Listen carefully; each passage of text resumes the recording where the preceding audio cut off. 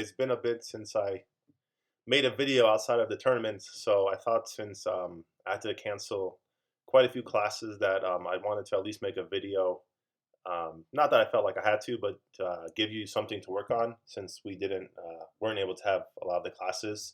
And just wanted to, of course, also thank everyone for all the support and kind words. That was really nice to get so much kind words about getting better. I am feeling much better, but I know that I still should be cautious and make sure I don't rush myself into recovery or anything like that. Today, I am going to start by teaching one chess class, and then I should.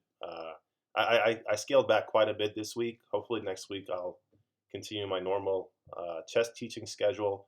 So I just want to thank all of my employers and private students for their patience, understanding. So like I said, today I'll be teaching like 1 hour class, and then tomorrow I'm hoping to get the 1.5 hour class in, and then Thursday I'm gonna have two of my four classes. So hopefully by gradually increasing my chess teaching time, my energy will get to a full rate, and by Sunday I should be able to again resume the normal schedule. In case anyone was wondering, like what happened, I was feeling pretty fatigued Thursday night after going to the gym, and then I taught a couple classes on Friday. Had to cancel the third one because I was feeling like way too tired. Saturday we had the tournament. I was feeling actually like really good in the morning. Then maybe like an hour or so, maybe even less after the tournament ended, I got like a pretty bad fever. The wife insisted that I go get tested. Otherwise, I would have been a stubborn man and never got tested, to be perfectly honest, which wouldn't have been good for myself and then also society in general. So it was a good thing that my wife insisted I get tested. Wife's feeling a little under the weather now too, but I don't. It's not as bad as I was, I don't believe, and she seems to recover quicker than I do. So I think she'll be feeling better soon. I don't think it's again. I don't think it's as bad as what I had, or it could be the same thing that I had, but maybe she's reacting better, is what I should be saying. So yeah, so hopefully my energy will be good, and we can continue the progress we made. I really felt bad about canceling class on Sunday because of all the progress that we were making from the tournament on Saturday and the lessons in general. But don't worry, we will get back to our progress. And yeah, the tournament on Saturday was fantastic. I think it was some of the best games that I've seen. I thought Steven pulled off just a great tactic and one of his games against Max, and I thought Brian played a really nice game against Kaylee. And even the losing efforts I thought were not obvious mistakes. Like there wasn't like we're just hanging our pieces anymore. They're really good chess games. So I think it's a lot to be positive about. So now the point of this video is I want to go over two things that I think might help you while you're waiting for the next chess class, or if you have some free time. So if we look over on this left hand side, you're going to see this little it's called a mortar board. It's like a graduation cap. If you put your mouse over this blue cap, when all the different options pop up, click on the one that says Vision, please, and it's going to bring you to an empty chessboard. And the reason that I'm recommending that you do this is if you really are trying to improve your visualization of a chessboard, there's two things you could do. One is this, I think, is really positive, this vision exercise.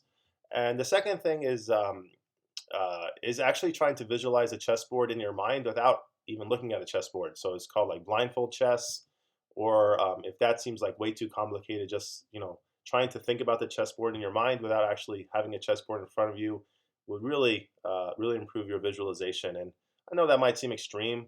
I've been tempted to have a lesson where we play like some blindfold chess, or at least try to. But from my experience, the kids seem to hate that. So I think at some point it is something we should work towards. But I don't want to make the class something the kids dread coming to. So I'll be cautious and how aggressive I pursue that. So one thing again that I want to mention is that on the chessboard we have the light squares and the dark squares. So I think one thing about this vision exercise is it really helps you realizing what squares are light squares and dark squares. And the better you get at chess, the more you'll realize why that's important. So my preference is I always like to think in terms of numbers instead of letters. That's just the way that my mind works. So when I see these letters like A through H on the first row here, What I like to do is turn these into numbers. So like A would be 1, B would be 2, C would be 3, D would be 4, and then so on, and H would be 8. And the reason why I do this is that let's say that there's a square F3. Um, so F3, F would be the number 6, and then this would be a number 3. So it'd be this square right here. So 6 is an even number and 3 is an odd number. So whenever you have an odd and an even number or even an odd number, that's always going to be a light square. And then like this E file would be number 5. And then let's say we go to the E7 square. So that would be 5 and 7. And 5 is an odd number, 7 is an odd number. So if both are odd numbers, it's going to be a dark square. And this is really useful, like especially if you're trying to get used to visualizing a chessboard, it's really useful to be able to quickly identify which squares are light squares and dark squares. And then the way to play this game is you get 30 seconds. We're going to solve everything from the white perspective. So you could flip the chessboard to white or black, or from the black side. I'm going to do from the white side because I think it's easier for me, and I think it will definitely be easier for you as well. And you could turn the coordinates off, which just means you would turn off, or I thought, oh, okay, hold on, show coordinates. Okay, you could, that's what I was gonna say. So if you hit the show coordinates, it turns off the numbers and letters.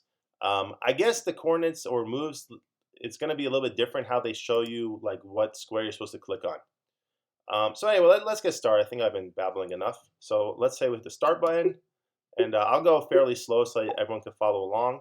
So we have E1, right? So we're going to click on this square. Okay, G7, E4, and then see, just like, I guess I'm going a little fast. It's just second nature sort of to solve these quickly. But yeah, see, like you just get a lot more familiarity with the chessboard. So the more that you guys practice this, I think the better you're going to get identifying what the different squares on the chessboard are. And the more familiar you get with the chessboard, the better chess players you're going to be. So it's really important that so 22. 22 is not particularly good. So let's see if we can go a little bit faster this time. Okay, so F7, H4, A4, C5. And it really helps to have a good mouse. So the better your mouse is, the better you're gonna probably do at this. Because this Apple mouse doesn't move particularly fast.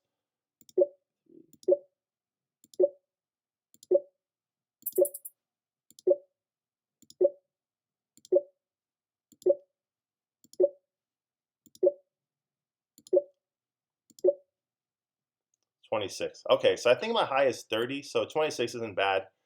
So a little less than 1 per second, which is fine. So yeah, I'd really encourage you guys to do this. And then also, if you were at all interested in playing blindfold chess on your own, or at least just like seeing how it would work, if you go to the settings on the left-hand side, and when the options pop up, click on the board and pieces. Where it says pieces style, if you scroll up, they're going to have, so right now I'm on Neo. I think you can't see it on my screen, but if you scroll up, there's going to be one that says blindfold. So if you click on blindfold and then click save, and then go to live chess, when you play a chess game, you'll have no pieces. So I wouldn't really recommend this like an actual game against someone, especially if you've never done it before.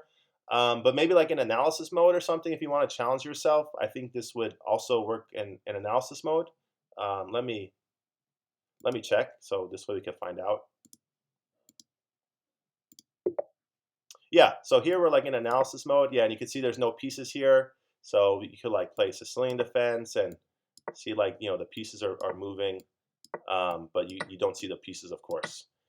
So yeah, so this would be like what they call blindfold chess, and it's only for people who really want to challenge themselves. I wouldn't force yourself to do this, especially if it doesn't sound like something that interests you at this point.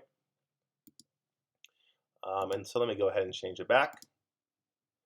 And then one other thing that I want to really encourage that everyone try is if you look on the left side where they have this puzzle piece, if you put your mouse over this and then wait for all the options to pop up, click on the one that says Puzzle Rush.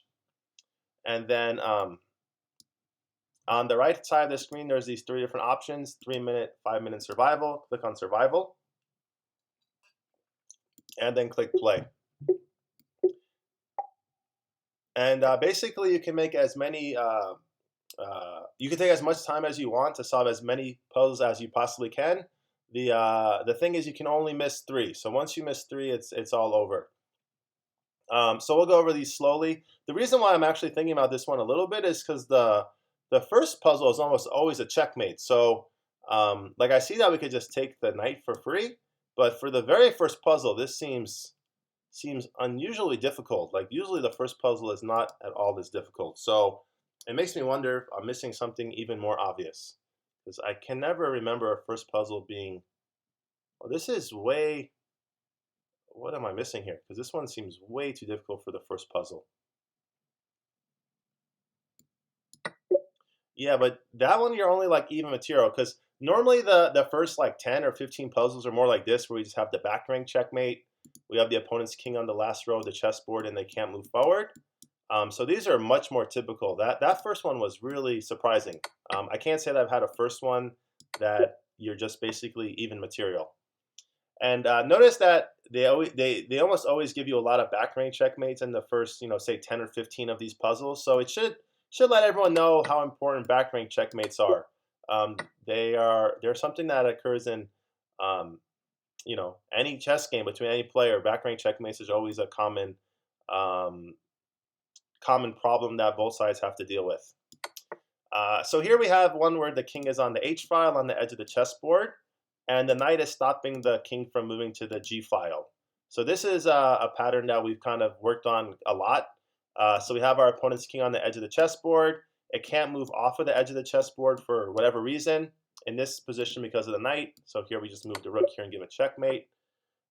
Here it looks like we have more attackers than defenders on the knight. So we have 1, 2, 3 because we have the X-ray concept versus 1, 2 defender. Just quickly thinking if there's anything better. I don't see anything better, so I think we should just take. And then I don't know why they played queen takes. I guess there's probably a forced mate there. So here we have the bishop and queen in very good attacking position against the king. So we have queen h2, queen f2 mate. This one. So this one, the queens are on the same diagonal. And basically what white is claiming is that they're claiming that this knight is pinned and that this knight on e5 is attacking the queen and the pin piece. The thing that white missed here, though, is that after the black knight takes the white knight here, then my knight would also be protecting my queen. And this is a very common pattern. One other thing I should point out is that this bishop is protected by the rook. So if my opponent's bishop on g2 captures my bishop, I can take back with my rook here. Like so. So here I have a pin piece, but I have these 2 connected pass pawns. So 2 connected pass pawns when they get to the 6th rank or beyond. So here we have 1 pawn on the 6th rank and the other on the 7th rank. These should be better than a rook. So what I'm going to do is I'm going to sacrifice my a7 pawn, because by doing this, my b pawn will become a queen. All right, so this one we have the king on the h file, and the king can move to the g file via g2 or g1. But the problem is that's not going to make any difference for white, because after my queen goes to the h file, so queen h5, I have queen h2 next move, which will be a checkmate. So what's going on here? So another one where we have the king on the G file, but we have the open H file. So I'm going to use my queen and my rook together on the H file. So queen here check, queen H7 mate. And then here we have a check bishop D4. And then after the king goes to H1, we have queen F2, and then queen G1 is unstoppable checkmate. And one thing that I always like to remind everyone is when I've begun asking this question a lot more. I shouldn't say I always ask it, because that wouldn't be accurate. But when I say why is it easy for black to calculate in this position, it's because there's no safe checks against my king, against the black king here. So if there's no safe checks against your king, you can be it's a lot easier to analyze the position. Although now that I think about it, it's a little bit more complicated than I realized, because after the bishop check and then queen here, that does give our opponent a check on h7. So we do have to actually spot a little bit farther ahead that king on the d6 square is nice and safe. And I don't believe I'm blundering anything here, so let's go ahead and give this a go. And I think queen f2 is supposed to be the hard move to find this puzzle. Unless I'm totally hallucinating something, which I don't believe I am. So queen here. And then, yeah, they just went ahead and sacrificed the queen for the pawn. I think that bishop to c6 would have been, like if you were actually playing an actual game, would have been a more reasonable try to confuse things. Because if the king did take the bishop, then the queen takes the pawns with check, and maybe my king never finds any safety, so it could be perpetual check.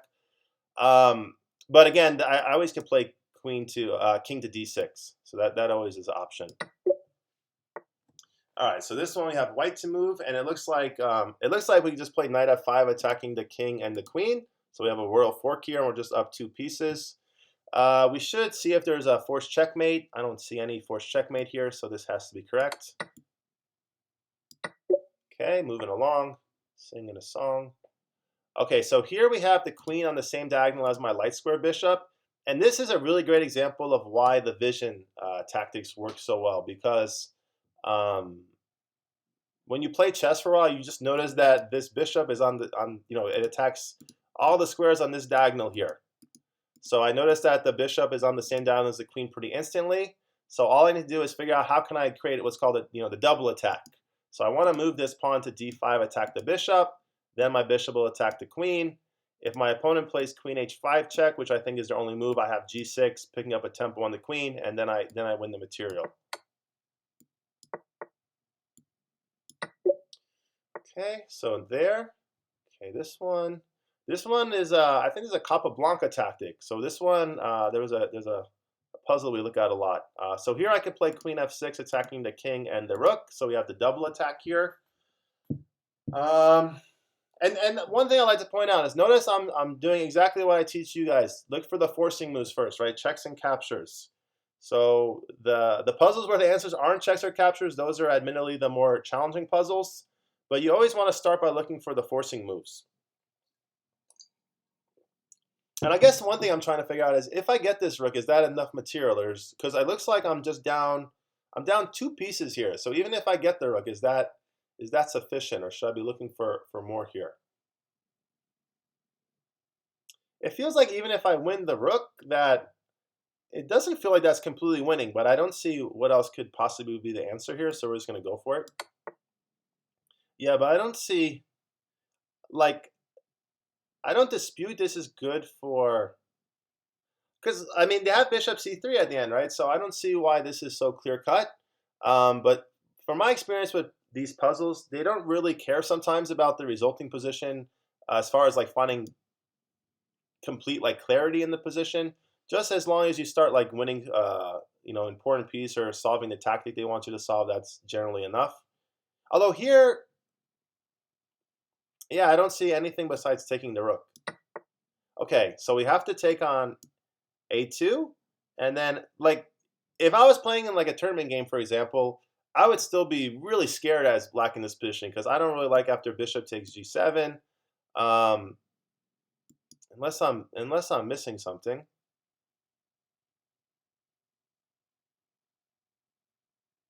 Yeah, I would still be really, really unhappy as black. Not maybe unhappy is too strong a word. I would be really, really worried in that position if I was black. So here we have a situation where there's one attacker versus one defender. So we have the simple, we have the concepts we learned: deflection and remove the defender. The reason I kind of stuttered there is because this one is a simple remove the defender. So I just want to make sure that I didn't confuse anyone by saying these concepts are simple, because they're not. But this one, removing the defender, I think is pretty straightforward. So I'm just gonna get rid of this knight that's protecting the bishop, and then I'm gonna take the bishop. And if after I play bishop takes knight, they play bishop takes queen, then I take their queen, of course. And if they play bishop takes pawn, I play bishop takes pawn. If they play king takes my bishop, then I play king takes their bishop. And notice that this is much better than queen takes. Here is not nearly as good, because after knight takes, bishop takes queen, king takes, their knight on g5 is perfectly safe, so I don't actually win any pieces that way. So this is the only way to win material. So what's going on here? So there's a lot of stuff hanging. So I have two attackers against the rook, against one defender. I also have a bishop that's hanging, but if I take the bishop, I lose my queen, so that cannot be correct. The first move that actually popped into mind was knight e5, but that was like a very preliminary, just first glance, because that just loses to rook takes queen.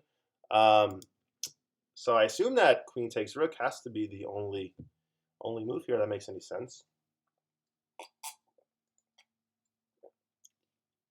Oh, I think the circuit to this puzzle that the bishop's going to get trapped. So basically, yeah, basically the bishop gets trapped, I believe, and I think that's going to be the secret sauce to finish off the puzzle. Well, I totally missed queen takes g6. Okay, so here, yeah, here I should play queen f7, but I totally missed that move. Okay, so let's go ahead and block. Yeah, I totally missed that. So here we have a pin piece. So the knight is pinned. So the first move that comes to mind is queen to d3 check. But then I have to figure out, so they have king here. And then I have rook here check. And then they have king here. And then I have queen here check. If they play king back to f1, I have queen f2 mate. And if they play king h1, I take here and have a back rank checkmate. And yeah, notice I'm taking advantage of the pin piece, right? The knight can't capture me because the knight was pinned.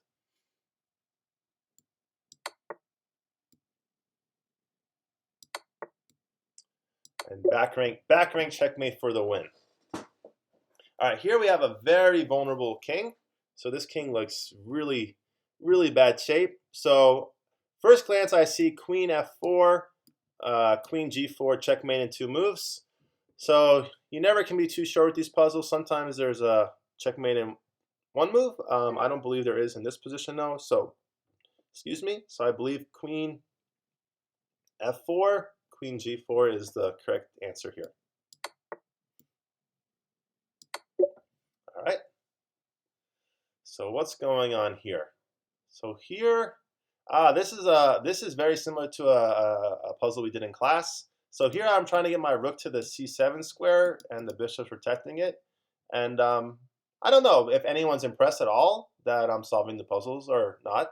But if you are a little bit impressed and wondering how I'm doing it, it's just like the puzzles that we're doing in chess class. How we're spending a lot of time practicing and doing those puzzles. I have also spent a lot of time solving puzzles in my life, and chess is a game of pattern recognition. So the more we work on these puzzles, the better our pattern recognition will get. And admittedly, these aren't the most difficult puzzles in the world, but still, like if you're not solving these puzzles so quickly yet, don't think it's because you're not learning chess well. You just need to spend a little more time practicing your tactics, and then the improvement will come. Okay, so take. Yeah, so this is exactly the same as the puzzle that we looked at in class. And I have no idea like what class it was, so I don't know like who's watching this and saying no, we didn't cover that. But there was definitely a class where we looked at this. There was 2 rooks on the c file, and we were able to move one of the rooks to c7, protected by the bishop. So I think black had a rook on c8 as well. And basically, what happens here is that after knight takes knight, if they play queen or bishop takes, rook c7 is just going to win either this bishop. This bishop's lost no matter what. There's nothing that black can do to avoid losing that bishop besides just giving away their queen.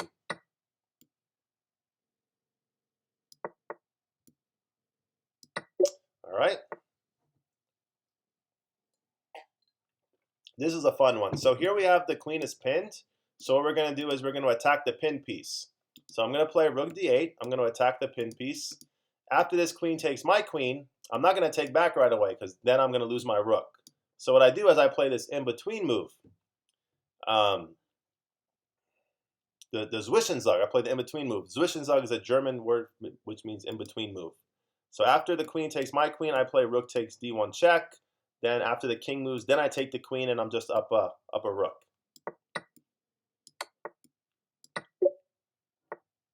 All right, so moving along. So we're at number 20. So what's going on here? Okay, this one looks like the first one that on first glance I don't know the answer. And that's always kind of a worrisome thing. Um, okay, so on second glance, I think I feel pretty confident now. So we have Queen G7, Queen F7 mate. So this one actually seems quite simple once once I spot the pattern, it seems really simple now. All right, so that one wasn't too bad. So here I want to play. So here is a deflection and a decoy. So a decoy is I'm trying to force this queen to a specific square, to this G4 square. And then at the same time, I'm deflecting the queen away from this F6 square. And the reason why that matters is because I'm going to play knight F6, attack the king and the queen at the same time, give the royal fork, and pick up a piece for free. And then I have to be a little bit careful that my knight doesn't get trapped here. I should point this out because after my knight takes the queen, if black plays a move like F6, my knight actually has no safe squares to move to. But I do have the possibility of playing something like F3 or F4, and then my knight will be able to jump to the F2 square. All right, so this one, they just hung their G7 pawn, and then I could take their rook. But is it that simple? So my guess is that after this move, what they're going to play is bishop E5, and then if I play bishop takes rook, they give me a red X, and I'm not happy. So after I play bishop takes G7, they play bishop E5. The best move is to come back and capture this bishop. Then after the knight takes, I play queen takes, and that's better for me, better than the other variation. Yeah, if I take here, if I take the rook, they're going to give me the red X. You never want the red X in this.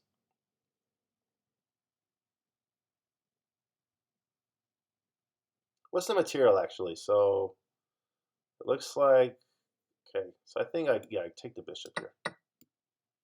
All right. Okay, so here I have queen h7 is the obvious first move, right? Because checks and captures. We have the battery with the bishop. The king is going to move to this square. Then I play bishop here check. King goes to e7. I take the pawn on g7. The king goes to d8. And then they want you to get fancy and think, oh, where's the checkmate? Where's the checkmate? But no, the answer is I just take the queen over here on a7.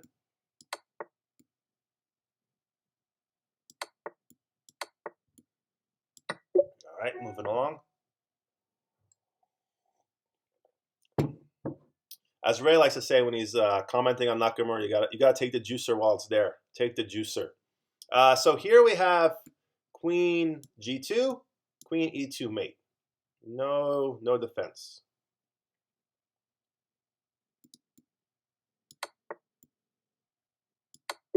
All right. So here we have queen d4 check, king here, queen takes c4 check, king somewhere, queen takes f7. I get two pieces for nothing, and yeah, that seems good enough, right? I'm just up a piece. So right now, looks like black is down a piece, but then after I capture both the bishop and the knight, I'm up a piece. So that's a good transformation.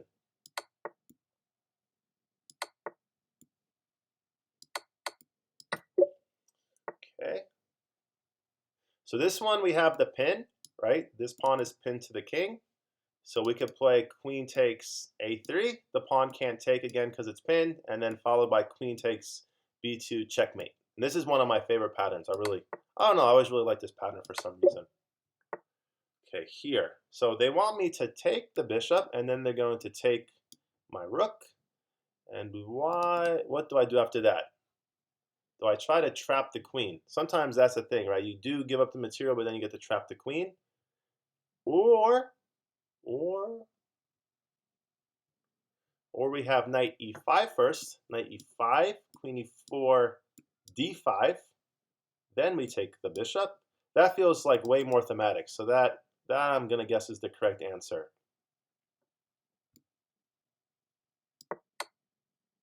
Missed that move. Completely missed that move. Luckily this still works, but completely missed bishop b5 check. I should follow the advice that I give to you. You have to look for the checks and captures, not just for yourself, but for your opponent. Luckily here I have c6. So luckily this is going to work still, but I totally missed that move. Yeah, totally missed that. That was not very good. So here we play rook takes rook, attacking the back rank squares. Okay, and the mistake they want you to make here is just to play rook takes queen, because you're trading the the lower value piece for the higher value piece. And you're thinking, well, that's good, which it is, but we want to be as greedy as possible in chess. One like there's a lot of similarities I say between life and chess. One thing that I think maybe is not a good similarity is in chess you really get rewarded for being very greedy, and I don't want to get too philosophical. I don't know if that's not what I'm here to teach. So I don't know if in real life it's being as greedy as you can be is a good thing or not. But definitely in chess it is a good thing, and let's just leave it that in life it's debatable whether you should be as greedy as you can be or not. But in chess it's almost it's almost never a bad thing to look for the best opportunity. So getting back to chess, so we have one attacker versus one defender. You want to try to deflect the king away from the queen here. So I'm going to try to deflect it, and the best way to deflect the piece is to attack it. Oh, excuse me. And by doing that, you win the most material possible.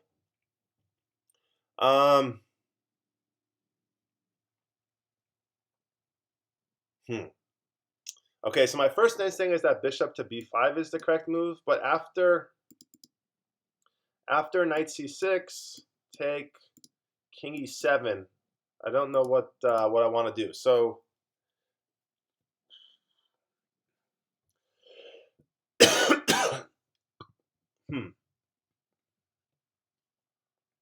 what's the material here? So I'm down in exchange.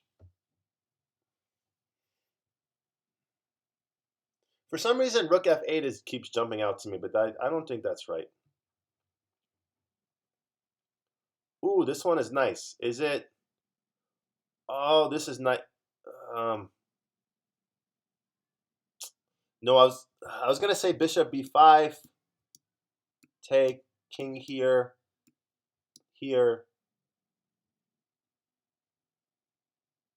king takes pawn. I could play queen takes rook with check. King takes my rook on f7. Then I take this rook with check. Okay, that has to be good. And then there's really no safe checks against my king, because luckily this pawn is on h5 or h4, excuse me, which stops the black queen from moving to h4. So this has to be correct. This was a tough one.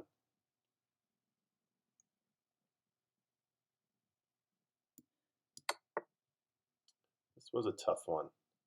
Like even if they play something like king d6 here, like this is really challenging too, because if I play rook here check, winning the queen, I always have to worry about rook to g1 at the end, winning my queen back. So this one is incredibly difficult. And one thing I notice about these puzzles sometimes is they feels like they actually don't challenge you with the toughest variation. So my guess is that after rook check, they're not going to play king d6. They're just going to take the pawn here instead. Although I guess after king d6, same thing. I just capture the rook. Rook d7 would be a horrible move, so I would just capture the rook on g4 instead then.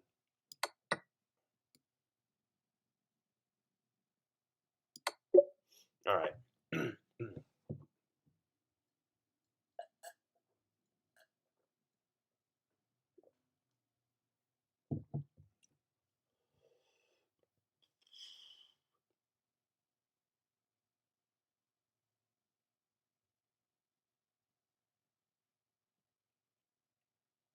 I see no defense for white after queen f3 and then h3.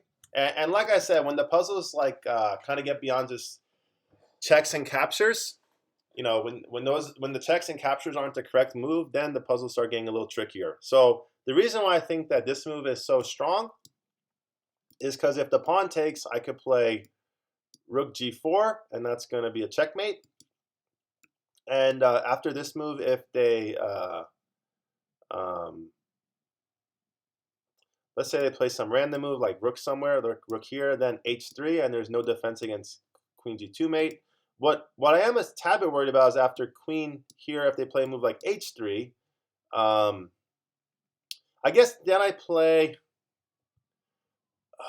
It's not so easy actually. So that's what makes me wonder if there's a different variation here that works. I'm a little worried about this one. I'm a little worried if I play Queen F3, I'm gonna get the red X here. The reason why I think Queen F3 has to be right though is because we have the rook guarding the E3 square, and that means that White can't play Queen E3 to try to dislodge my Queen, which does make me a lot more confident. But I don't really know what I want to play after H3. And then the other thing is that after like Rook C8, if I take check, my king just feels is so safe on the H7 square. So this has to be right. Okay, so now I'm gonna take, and if they don't take back with their pawn, it's not so clear. If they do take, the pattern is gonna be queen takes, queen here, queen back, and then rook H4 mate.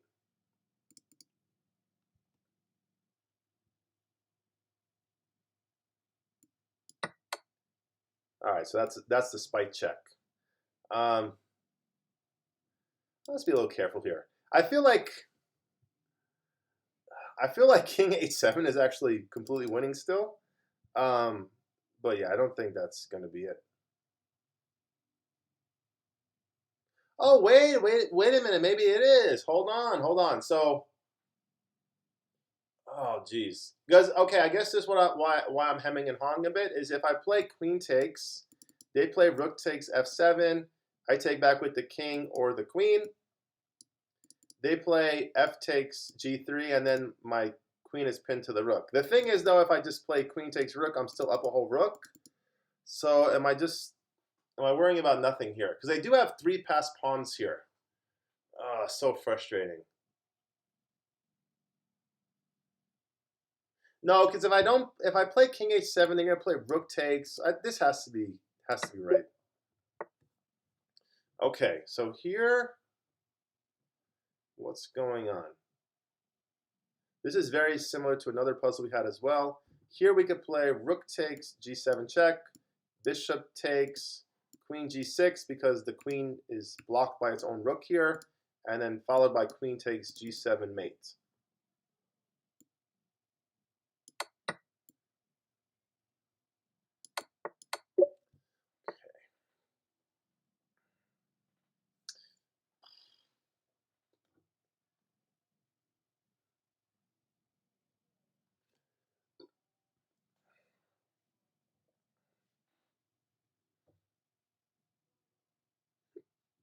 All right, so here we have 2 attackers against the queen versus 2 defenders.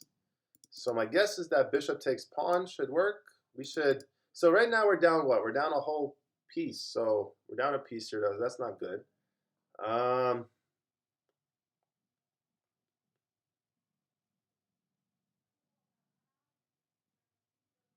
So bishop takes pawn, knight takes, queen takes, and then either bishop here or queen here. Queen takes, if they play queen there, okay, queen and then queen A2, and then we'll have to worry about that.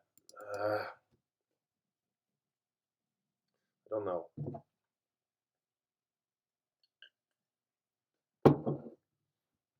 All right, let's try it. Okay.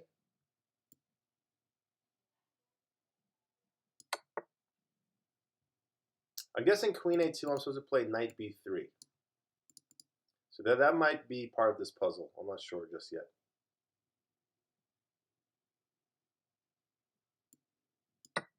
Oh, okay. Didn't even make me sweat on that one a little bit.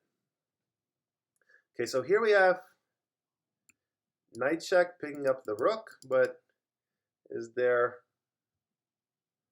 something more here?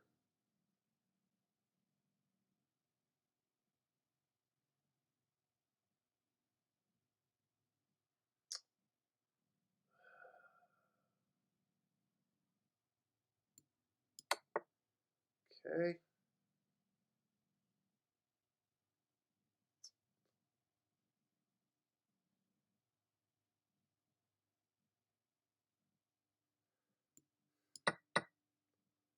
I guess we just take here. Is that it? Is that all there is to this one? So I take here. They play rook here. I play rook takes pawn guarding my a2 pawn. So that should be fine.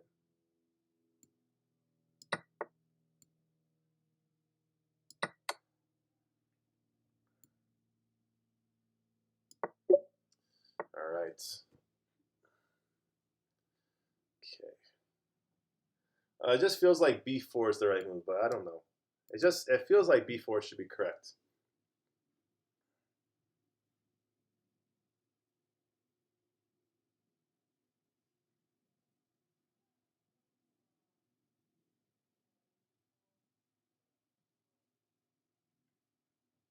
We have the queen guarding the rook.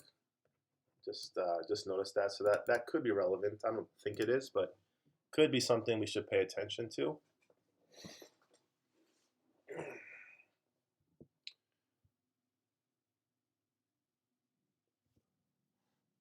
b4 just feels so. It feels like the correct move here. Okay, what's going on?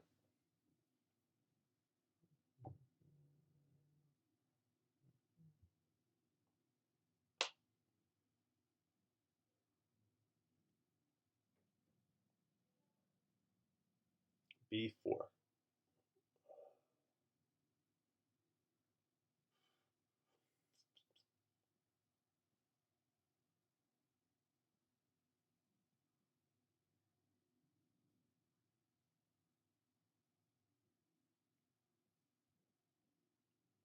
Because yeah, white's just down 2 pieces here, so there has to be a forced checkmate. I don't think we're looking to just get some material back. There's really not even like any other check that makes any sense to me here besides b4. So if it's not b4, what else could it be?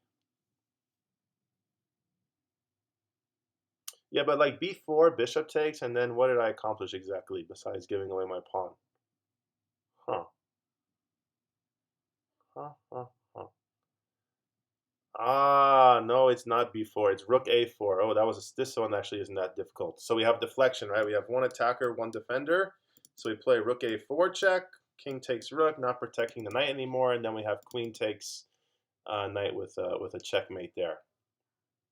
This one, the queen does basically all the work. Okay.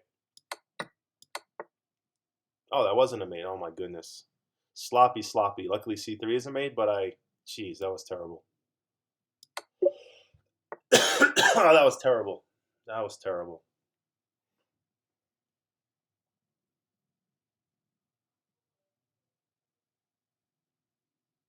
So this one, I think I'm just fine with rook d8. I don't see what black's going to play at all after rook d8. Because I'm trying to get my pawn to become a queen. Because it's so close to the end of the chessboard, it could taste it. And again, there's no safe checks against my king at all, which makes it really easy to calculate. So when your opponent has absolutely no safe checks, I guess what they're going to have us do is after rook d8, they're going to take the pawn. Then I'm going to take the rook. Then they're going to play knight here. Then I'm going to play rook here. Then they're going to play king here. Then I'm going to play take, and then I promote my pawn. So let's see if I'm a mind read on this one. No, that's not. I wasn't expecting knight d5.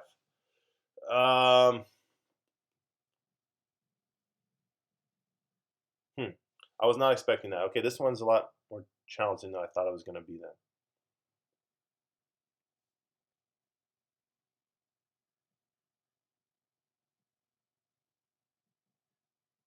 then. Yeah, I honestly have no idea.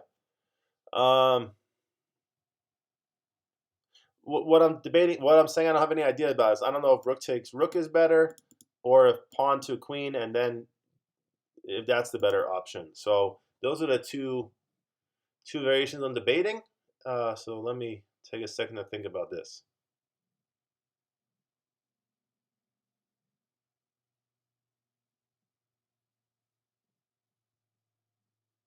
Hmm. Hmm. Hmm. Hmm.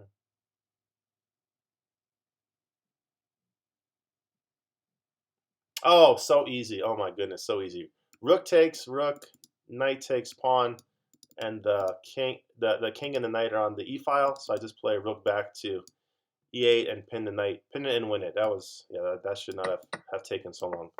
That should not have taken so long to figure out. All right, so here we have the queen on the same diagonal as our bishop. So that's just like screaming for us to find a cool tactic. And my guess is the tactic should trap the queen somehow. So my guess is the answer is bishop g5, or knight g5. Knight g5 just screams to be the right answer. Knight g5, queen here, bishop here. It's not a trap though. Not a trap, and then queen goes to f6. Okay, so what's the idea?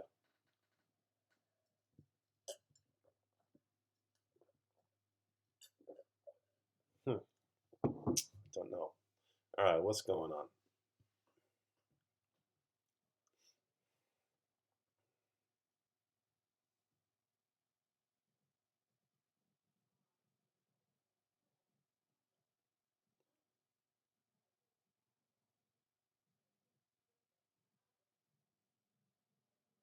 I don't know, this pawn on b4 is leaving some kind of funny impression on me. That does this have anything to do with the puzzle? This feels like a strange move for the pawn to be on b4.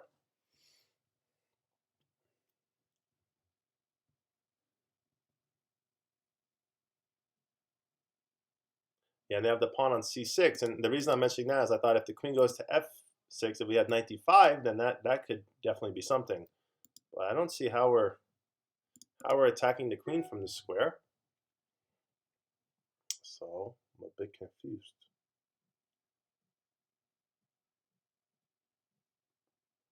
Knight g5. Oh my goodness. With the bishop here, I'm attacking the weak f7 square. So knight g5 definitely has to be correct then. Okay, here, this move is just completely losing because now we just played g3 and the queen is trapped now. So yeah, this was not the best try for black, I would say.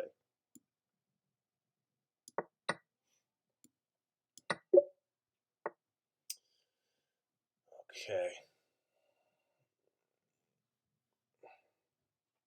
So here I could play knight takes, knight, queen takes, bishop, not there, bishop here. Yeah, that's definitely not going to work. Okay, so what do we play here? What do we play here?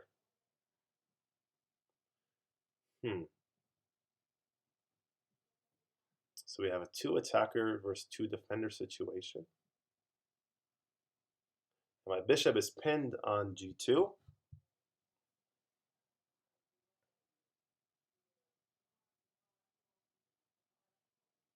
His knight on e2 is pinned.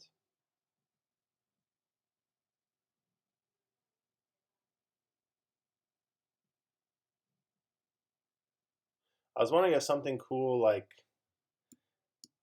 knight to f3, and then if I can get my queen to the d file safely, that could have led to some fireworks, but I don't see any way to accomplish that on the first glance.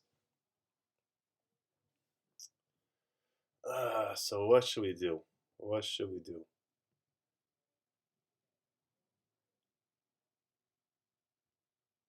What should we do?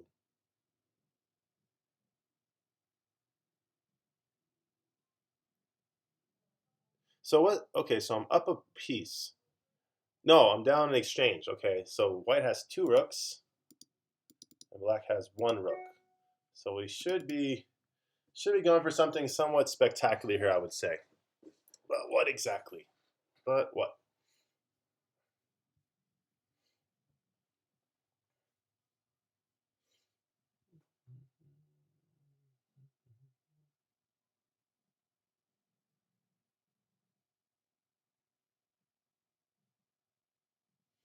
I don't see it.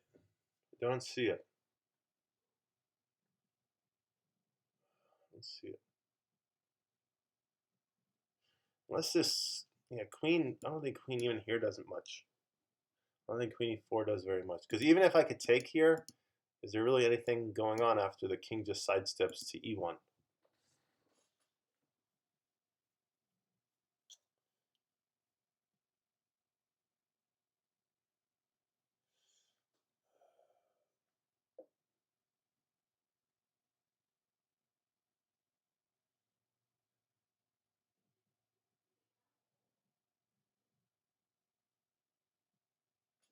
I don't know. Don't know this one.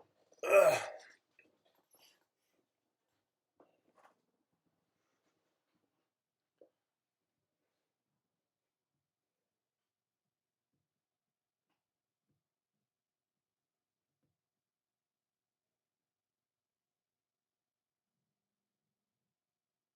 What are we missing?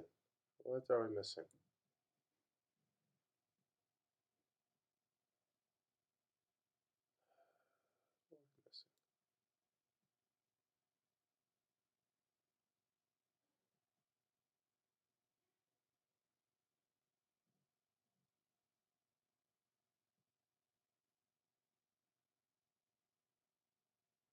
I don't know. This bishop feels like it has to do something. What do we do here?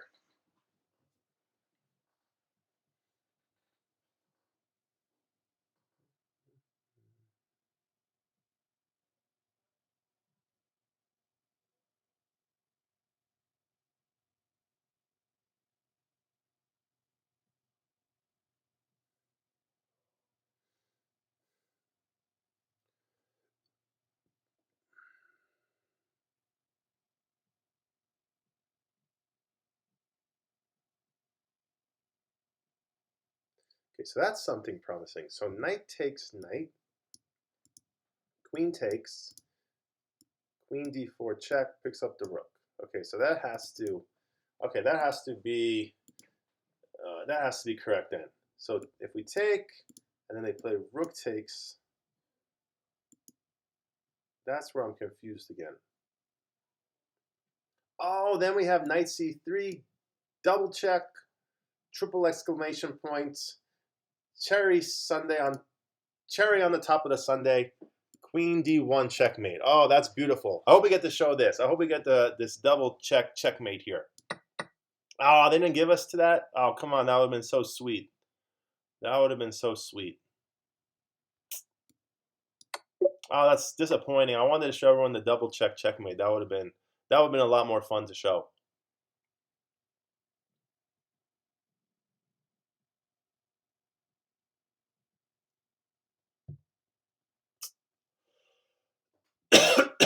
What's going on here?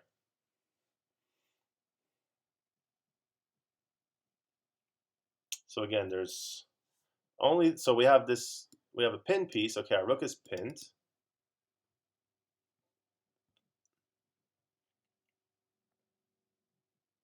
This is nice too. So we have, this pawn on c5 is extremely important because it blocks the bishop from going to d6 square. So basically what's going to happen is I'm going to take.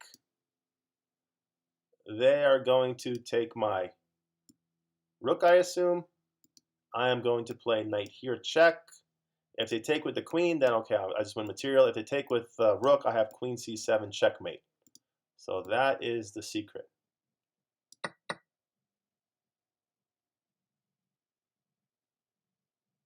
Just make sure that we didn't miss anything. I did miss king here, but that doesn't matter. Then queen c7 still mate. Okay. No, are you kidding me? Oh, what did I miss? I rushed that one a little bit. Oh, what did I miss? I'll have to look at that one at the end. Okay, so here I could play pawn takes knight. There's a double attack on the bishop and the knight here. That was just lazy, that one. That's not good. Yeah, now we're gonna have a really hard time getting anywhere near 50. So that was a little early to miss the first one. But I don't understand why this one is so difficult, to be honest. So it looks like, I don't see why we don't just take and then we have, I don't know, what am I missing? Okay. So if I play queen takes queen, they play bishop takes here. So that's the only thing I have to avoid, really. Queen here check doesn't do anything that I could see.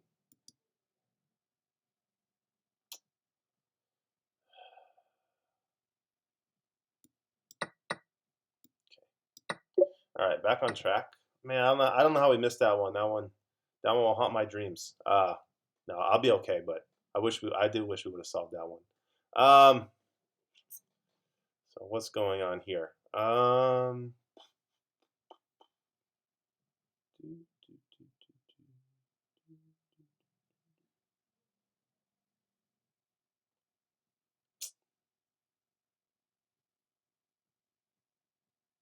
So this one we're down a bishop. Our king looks very weak. They're ready to just take on g5, and that will be very bad. So what do we do about this? Hmm.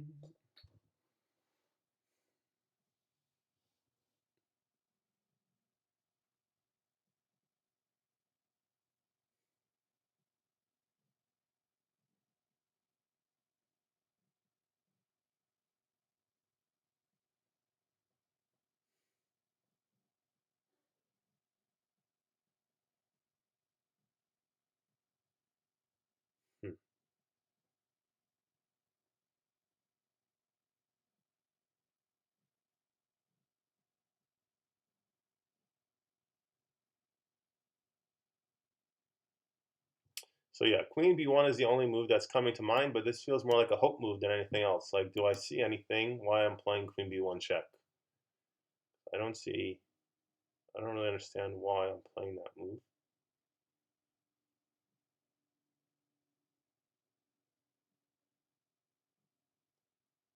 Okay.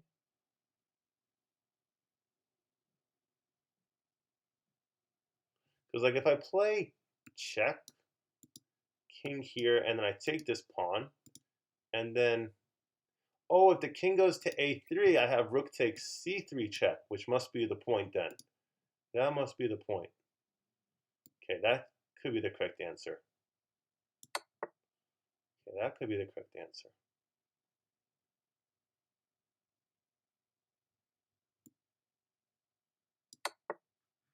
Okay, that was a nice one.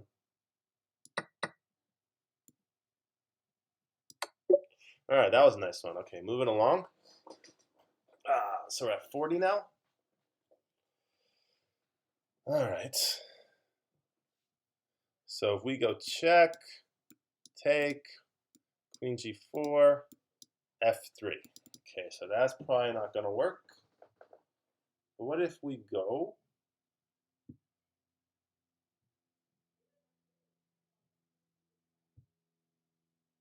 There's a check against my king, so I don't have unlimited time here. So I think this check, I don't know.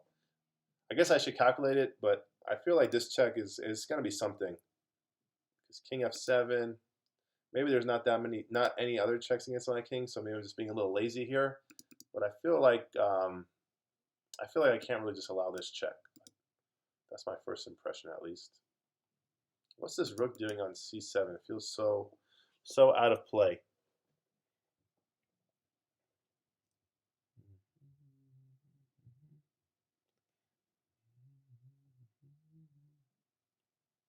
I don't know. Like if I have to allow that check, if I have to allow this check on e8 and play king f7, I mean, it's just so difficult to calculate this. But I wouldn't be surprised if it's the right answer.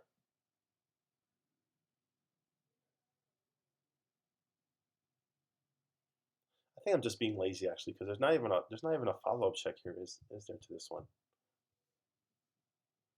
Just lazy by me. Don't be lazy. That's my first piece of chess advice. Don't be lazy.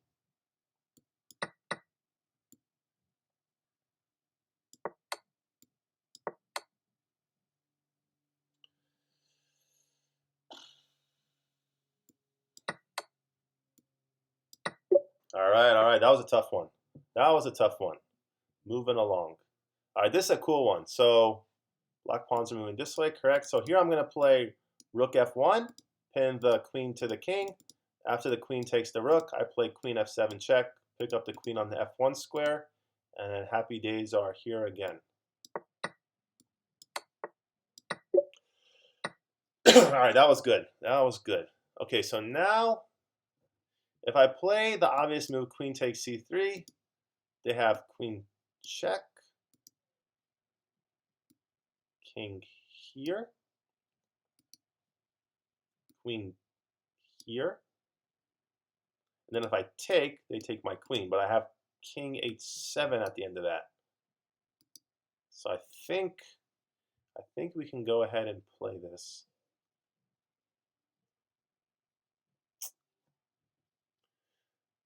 Although the thing I have to think about is after queen f6 check. Oh, king f8 just loses the rook here. Okay, so that's what. Okay, so king g8. King g8 is forced. Okay, so I'm gonna take here. I'm gonna play king g8. I thought they would give a check here. Okay, this move I'm a little baffled by. I don't know what the best move is here. Why must there always be a problem? No, that's too negative. Ooh, here I have the nice. So I think queen takes is not correct because the king goes to d2, and then there's all kinds of I don't know. But I have this move, and then if they play any move to defend this pawn, I have rook a2 followed by rook a1 mate, and I don't think there's any defense for this. Yes, come on, let's go, let's go. All right, moving along, moving along. I mean, so here it's just they're just screaming for me to play knight f6 and take the queen. But then there's some annoying no, because then there's some I don't know. There's some check here, some check here. I don't know. I have no idea. All right, this one's gonna be tough. This one's gonna be tough. And I promise I wasn't expecting the video to go this long. So if you're still watching, hopefully you're learning a lot and finding it fun. So I definitely, yeah, I wasn't anticipating that the video would go quite this long.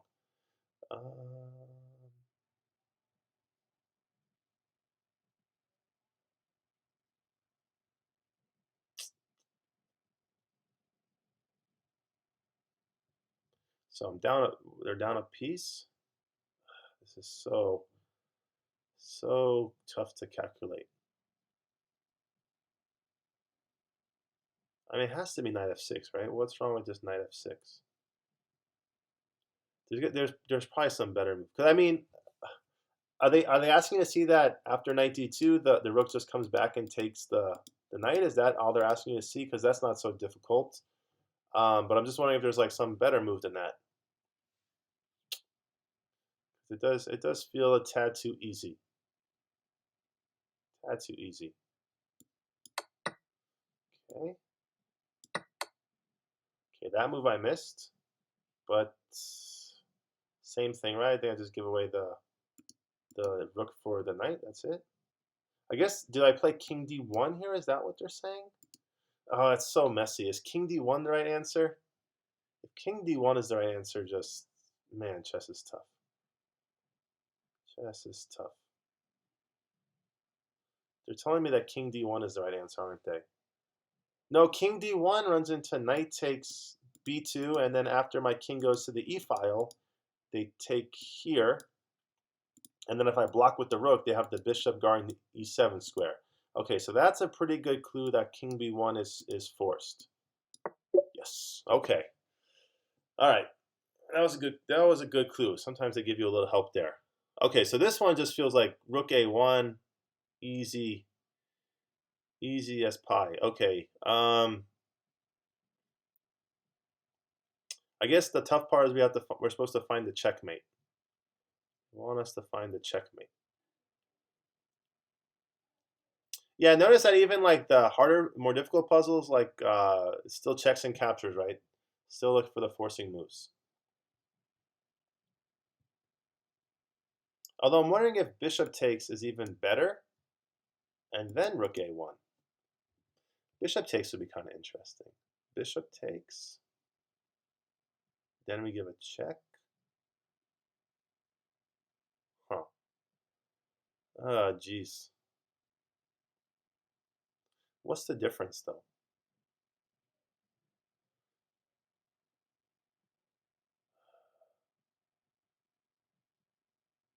We also have this move queen d5, which is extremely interesting to me.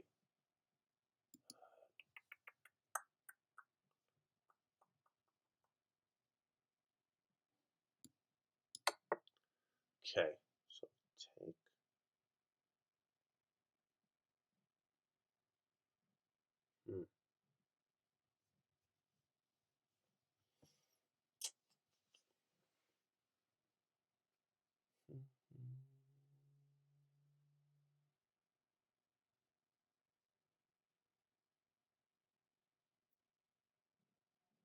Now I'm wondering if bishop takes d2, and then rook back to this square is the best move, which would be really, really a crazy variation if that's what they want us to spot here.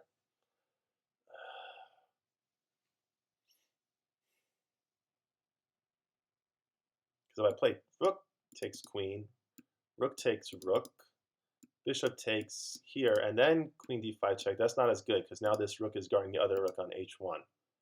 So that's something I cannot allow. So that would make you think that bishop here has to be the correct move. It feels more puzzle-like too, if I'm being perfectly honest. Gross. Gross. All right. One strike and we strike out here. Okay.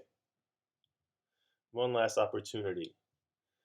If you had one chance, one moment to beat your Puzzle Rush high score, this is the chance. Okay, what do we do now?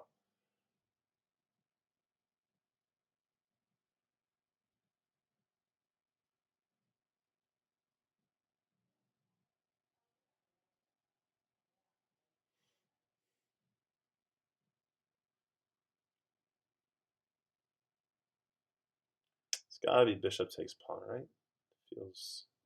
Feels the most accurate. Somehow I want to get my knight to f6, attacking the queen, and then also threatening a checkmate on g8. I feel like that's the pattern I want. If I can figure out how to get it or not, that's a different question. Ooh, this is nice. So I think I take bishop here, take, rook takes, then I play rook check, rook takes, king takes, knight takes, rook, then I win the queen. But am I even winning in that variation? Or am I still not winning? Do I win this? No, I don't win the bishop at the end.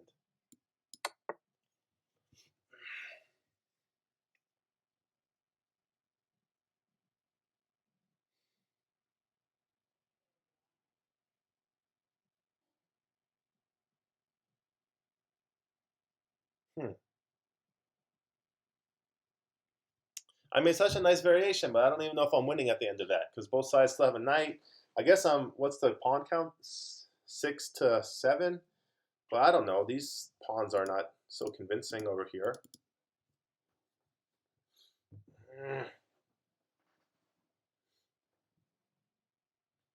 Knees weak, arms are heavy. All right, what do we play here? What do we play here? What do we play here?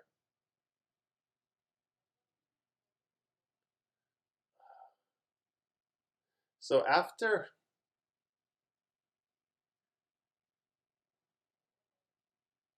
I mean, it has to just be knight takes then, right? Knight takes. It's got to be knight takes. I missed that move, but okay. So I guess we play rook takes. Or no, we don't play rook. Hold on, scratch that. Think for a second. If we play rook takes, why is that absolutely the best move? This move feels better. Because if we play with the knight takes, then we have to discover check against the king. Jeez.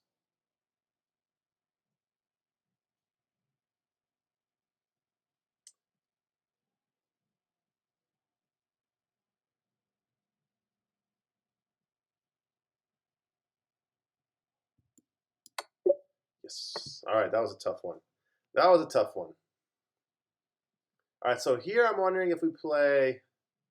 Do we have some kind of rook takes bishop, queen takes f6, queen g4 checkmating ideas? Is that going to be the answer to this one? Or is it the old-fashioned like knight d5, just centralize the knight? I mean, it feels like really desperately we want to play this move f6, so we could play our queen to f6, or to f5. So queen to f5. Yeah, it feels like everything revolves around getting the pawn to f6 here.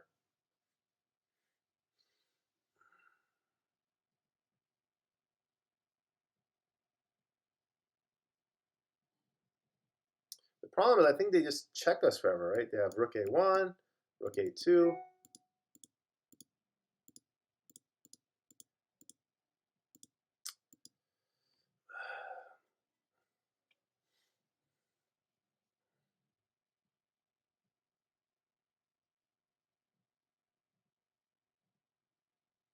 What about knight g4? Knight g4 is seeming very interesting all of a sudden.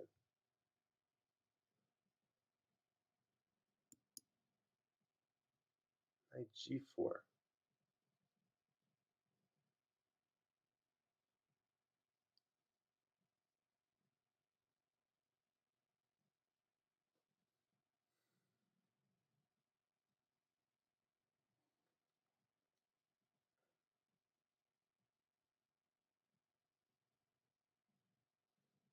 Not sure. This one's not coming to me. Knight d5.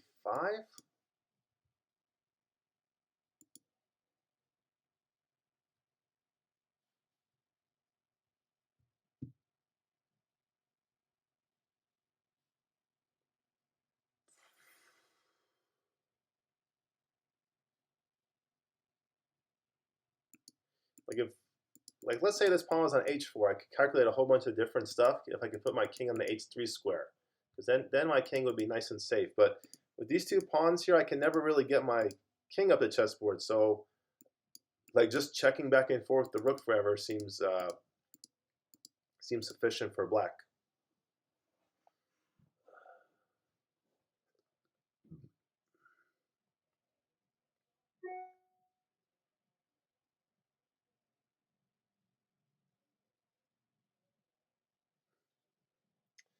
I don't know. I don't know this one.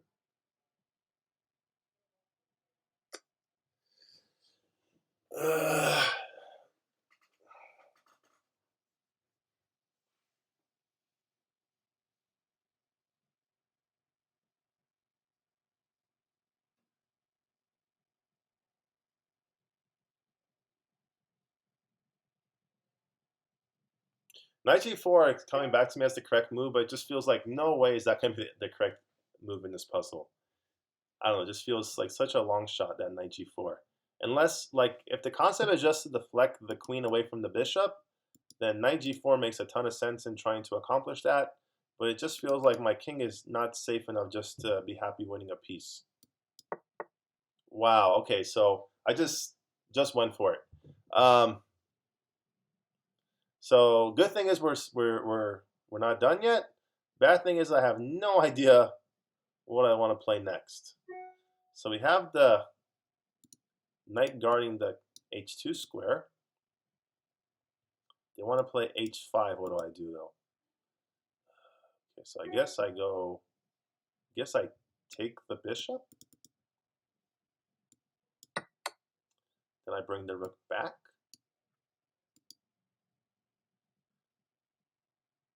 Do I have any other move besides bringing the rook back?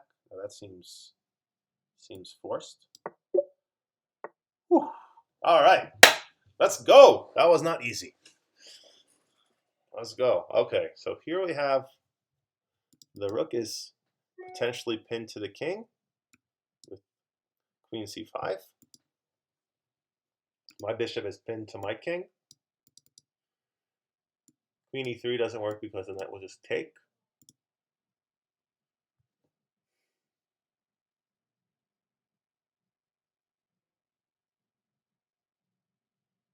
And black is up 2 pawns here.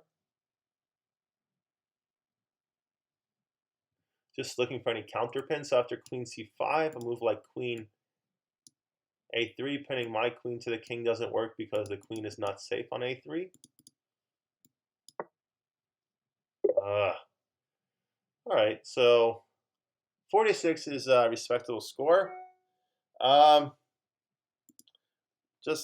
briefly look at the ones that I missed, so see if we can learn from this. Okay, so basically the same pattern. I don't fully understand why this other check was incorrect.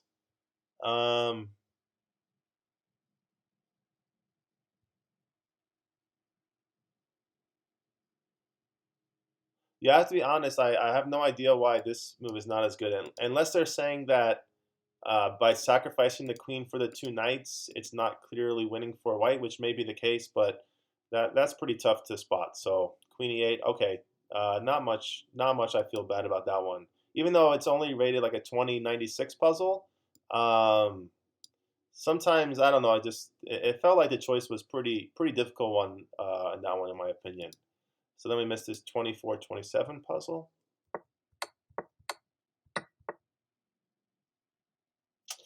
So we spotted the right idea. Just oh, that was nice. We should have. We found every idea in this one too. That's disappointing. We basically spotted the main idea in that one. Just messed up the execution a little bit. And then this one, how did we miss this one? Yeah, that's tough. It's just perpetual check, I guess. I don't know what after Queen C5 what why we have to be worried about this exactly.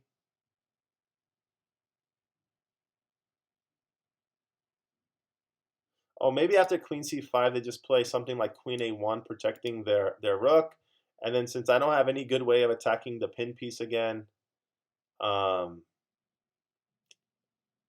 I don't know. It feels like after Bishop C6 probably have some play since I'm attacking the knight and the rook is pinned. But I guess the king just kind of moves away somewhere. Let's say H2, and then if I take the knight, they take here. Well, then I don't know. All right, Queen E1. That was the one. That was the answer. All right, I wasn't looking for perpetual check there. Anyway, again, this video went way longer than I was expecting, but as you could tell, hopefully that I really do enjoy playing chess. So hopefully that came across in the video, and then also hopefully it was really instructive the puzzles, and then also don't forget about the vision that we looked at as well. So again, thanks everyone for all your kind words about my health. Feeling much better. Definitely not going to overexert myself though until I'm recovered for at least like 10 days or 2 weeks. But I think the chess classes will be fine. Those are challenging for me as far as energy goes, but it's something I really enjoy, and it shouldn't. It's not something that like makes me feel like drained. I feel tired sometimes, but um, not something that I feel like I have no more energy left. So I'm looking forward to ramping back up the chess classes, and I'll see everyone soon. Have a great day. Bye.